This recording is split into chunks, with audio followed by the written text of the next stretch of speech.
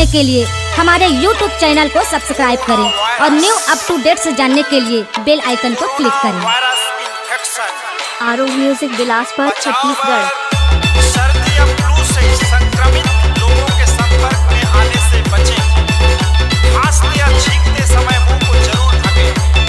अपने आसपास साफ सफाई रखें। साबुन और पानी से दिन में कम से कम 5-6 बार हाथ धोएं।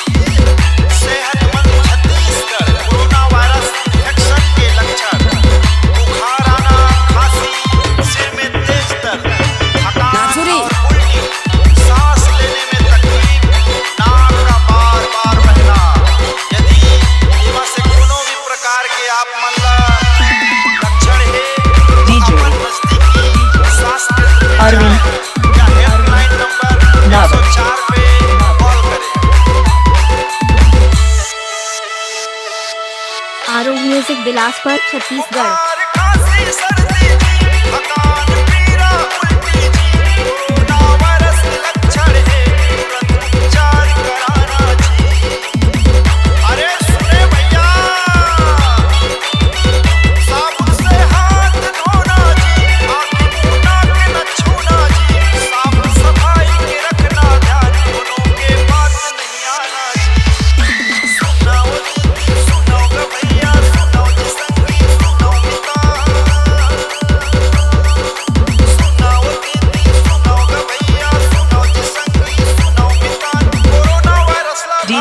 वीरेंद्र नावल।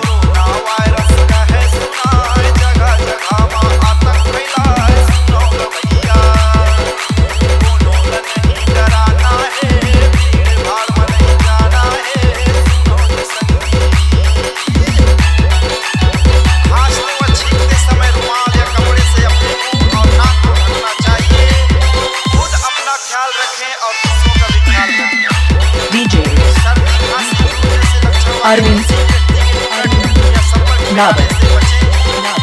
आरोह म्यूजिक बिलासपुर छत्तीसगढ़। नंबर 104 पर कॉल करें। स्वास्थ्य